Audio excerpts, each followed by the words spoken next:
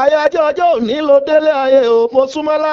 ọpẹ́ ló yẹ ẹrú o ọpẹ́ ló aláwùrà tó dáyé igba ọdún ìṣẹ́jú kan ló jẹ́ happy birthday to you wà pẹ́ láyé o òní sẹ́kù o ikú ìpẹ́ta lójú wọn kó pẹ́ bímọ pẹ́ ti pẹ́ o kó pẹ́ bímọ pẹ́ ti pẹ́ aláwùrà òní kánjú pa ẹ́ àìsàn òní gbé òde ṣítù Mosúnmọ́lá máa dá gọjọgọjọ ó rí wípé ọjọ́ òní ẹ̀ o ẹ̀mí tó ṣe yìí á ṣe púpọ̀ ọdún láyé ìyá kúbúrà ìyá Sadiat ìyá ẹnìkan ò láyé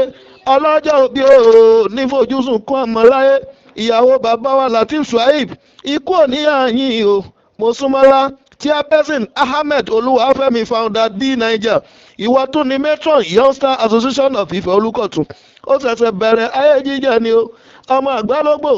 ọ̀nsòdì ọ̀ngbàdì ọmọ bìlíjọjà mọ̀jẹ̀ epo ọmọ agbẹ́sùlókò ajánà nìmọ̀ rẹ̀ yìí ọmọ ewúwo ọmọ tìgbò ìbọ̀bọ̀ rẹ̀ sí kókó wẹrẹ ọmọ alásì mẹ́rìndínlógún ẹ̀jọ ìjọ lílé ẹ̀jọ òkú ìkurukutu lọ́fẹ̀